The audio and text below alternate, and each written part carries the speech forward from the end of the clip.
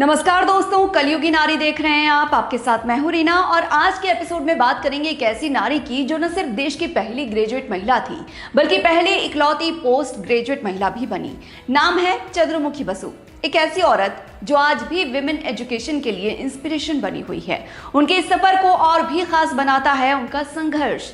कितने पापड़ बेलने पड़े उन्हें यहाँ तक पहुँचने के लिए, जानने के लिए वीडियो को एंड तक जरूर देखिएगा।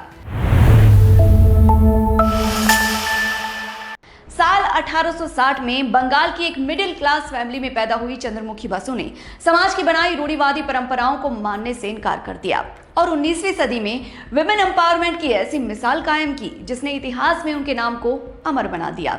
इस संघर्ष में उनका पूरा साथ दिया उनके पिता भुवन मोहन बोस ने, जो देहरादून के रहने वाले थे और ईसाई धर्म को मानते थे। उन्होंने समाज की परवाह ना करते हुए बेटे की पढ़ाई को इंपॉर्टेंस दी और पिता के सपोर्ट ने बचपन से ही चंद्रमुखी में इंटेलिजेंस और कॉन्फिडेंस का लेवल अप कर दिया।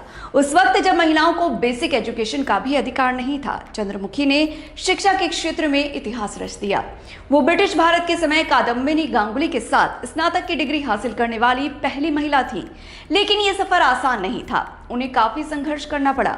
उनके उच्च शिक्षा के इस सफर में कभी धर्म के नाम पर रोका गया तो कभी जेंडर के नाम पर। 1880 में चंद्रमुखी ने फ्री चर्च नॉर्मल स्कूल से शिक्षा प्राप्त की, जहां से उन्होंने अपनी प्रथम प्रवेश परीक्षा पास की। उन्हें बैथ्यून स्कूल में एडमिशन लेना था, लेकिन उस वक्त हिंदू लड़कियों के अलावा किसी भी धर्म के मानने वालों को वहां एडमिशन नहीं दिया जाता था।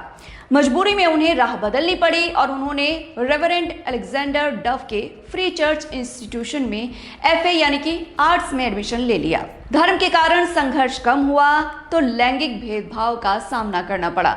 1876 में उन्हें कला संकाय की परीक्षा में बैठने के लिए विशेष अनुमति लेनी पड़ी, यानी उन्हें एग्जाम देने के लिए भी सिर्फ इसीलिए संघर्ष करना पड़ा क्योंकि वो एक औरत थी।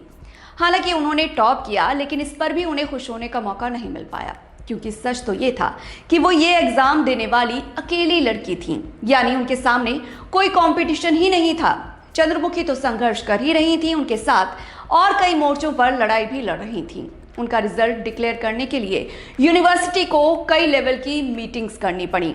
उन्होंने ये एंट्रेंस एग्जाम 1876 में ही पास कर लिया था, यानी कादम्बिनी गांगुली से भी पहले। लेकिन यूनिवर्सिटी ने उन्हें सफल उम्मीदवार के तौर पर नॉमिनेट ही नहीं किया, क्योंकि रूल्स ही ऐसे थे कि औरतें पढ़ ही ना सकें। फिर साल 1878 में नीतियों में बदलाव किया गया और तब कहीं जाकर लंबे इंतजार के बाद चंद्रमुखी को आगे पढ़ने की इजाजत मिली। एफए पास करने के बाद वो बैथ्यून कॉलेज चले गईं। स्नातक की पढ़ाई पूरी करने तक उनकी शिक्षा की भूख और बढ़ चुकी थी। उन्होंने पोस्ट ग्रेजुएशन करने का फैसला किया और कलकत्ता विश्वविद्यालय से एमए कर लिया। 1884 में ब्रिटिश साम्राज्य में एमए करने वाली देश की पहली और एकमात्र महिला थीं। एमए पास करने पर उन्हें विशेष सम्मान मिलने लगा। ईश्वर चंद्र विद्यासागर ने उनका सम्मान किया और उन्हें कैसल्स इलस्ट्रेटेड शेक्सपियर की प्रति भेंट की। चंद्रमुखी ने पढ़ाई तो पूरी कर ली थी, सम्मान भी मिल गया, लेकिन अभी एक और लड़ाई बाकी थी। ये लड़ाई थी आत्मनिर्भर होने की। चंद्रमुखी ने शिक्षा को ही अपना पेशा बना लिया। उन्होंने एमए करने के बाद 1886 में बैथ्यून कॉलेज में ही अध्यापिका के रूप में अपने करियर को शुरू कर दिया। कॉलेज 1888 में स्कूल से अलग हो गया और कुछ साल के बाद ही वो यहाँ की प्रिंसिपल बन गईं। वो दक्षिण एशिया में किसी ग्रेजुएट एजुकेशनल इंस्टीट्यूशन की पहली महिला प्रमुख बनी। चंद्रमुखी बसु भारत की पहली महिला विमेन एजुकेटर्स में से एक हैं। हालांकि हेल्थ इश्यूज के चलते उन्होंने 1891 में रिटायरमेंट ले ली थी और बाकी का जीवन देहरादून में ही बिताया। साल 1944 में चंद्रमुखी बसु का निधन हो गया। चंद्रमुखी पूरे स्त्री समाज के लिए एक प्रेरणा बनी। उन्होंने अपनी बहनों की पढ़ाई में भी योगदान दिया।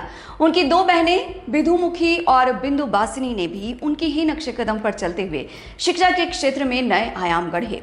चंद्रमुखी ने जो हालात अपनी शिक्षा के दौरान देखे, उन्हें अपनी बहनों की शिक्षा के रास्ते में नहीं आने दिया और उनके लिए रास्ता आसान करने की हर मुमकिन कोशिश की। ये वो दौर था जब समाज महिला शिक्षा के खिलाफ हुआ करता था, जब औरतों के लिए बेसिक एजुकेशन भी दूर की कौड़ी थी। लेकिन चंद्रमुखी बसु ने दिखा दिया कि अगर मन में ठान लिया जाए तो कुछ भी नामुमकिन नहीं है। उन्होंने गुलाम भारत में औरतों की आज़ादी की बात की, फेमिनिज्म की बात की, इक्वालिटी की बात की और साबित कर दिया कि शिक्षा ही वो कुंजी है जिसके दम पर सामाजिक पिंजरों से मुक्ति मिल सकती है।